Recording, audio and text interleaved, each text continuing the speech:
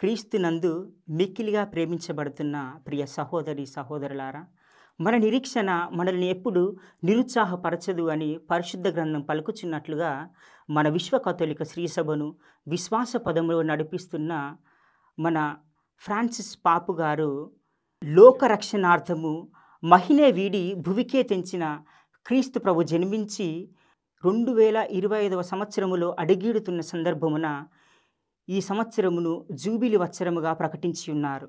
అదేవిధంగా ప్రపంచ ప్రజలందరూ నిరీక్షణ యాత్రికులే అని మనకు పిలుపునిస్తున్నారు.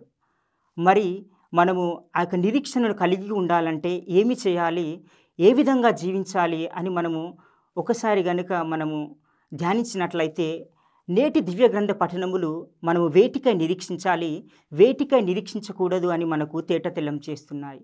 మనము ఈ యొక్క లోక ఆశలకు, లోక విషయాలకు మనము మొదటి ప్రాధాన్యత ఇవ్వకుండా, ఎందుకనగా ఈ యొక్క లోక ఆశలు, లోక వ్యామోహములు అవి గతించిపోవును. అవి ఈ లోకమునకు సంబంధించినవి, అవి ప్రభువు వద్ద నుంచి వచ్చినవి కావు. కాబట్టి మనము వాటికై మనము నిరీక్షించకూడదు. అదేవిధంగా నేటి శుభవార్త పట్టణములో లూకాసు వార్త 2వ అధ్యాయములో మనకు అన్నమ్మ ప్రవక్తని మనకు సుమాతృకగా అందిస్తున్నారు. ఈ అన్నమ్మ ప్రవక్తి వివాహమైన 7 సంవత్సరములు సంసారము చేసి మిగతా 84 సంవత్సరములు ఒక విధవరాలుగా దేవాలయం చెంతనే ఉండి క్రీస్తు ప్రభుకై నిరీక్షించి, అదేవిధంగా యెరూషలేము ప్రజలలో నిరీక్షణ బీజములను నాటుతూ ఉండేది.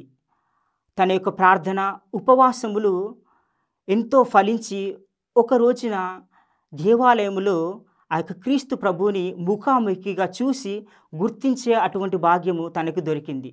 అవును ప్రియ సహోదరి సహోదరులారా, మరి మనము కూడా ఆ యొక్క అన్నా వలె మొక్కపోని విశ్వాసముతో, దృఢమైన విశ్వాసముతో ఆ యొక్క ప్రభుకై నిరీక్షించి, అదేవిధంగా మన యొక్క క్రియలు, మన యొక్క మాటలు, మన యొక్క చేతలు కూడా నిరీక్షణకు బాటలు వేసేవారిలా ఉండాలి. కావున ప్రియ సహోదరి సహోదరులారా, మనం కూడా ప్రవక్తి అన్నమ్మ వలె దృఢమైన, బలమైన నిరీక్షణను కలిగి ఉండాలని, అదేవిధంగా తన వలె ప్రార్థనలు, ఉపవాసములు చేసే అటువంటి భాగ్యము మనందరికీ దయచేయమని ఆ క్రీస్తు ప్రభువుని అడిగి వేడుకుందాం.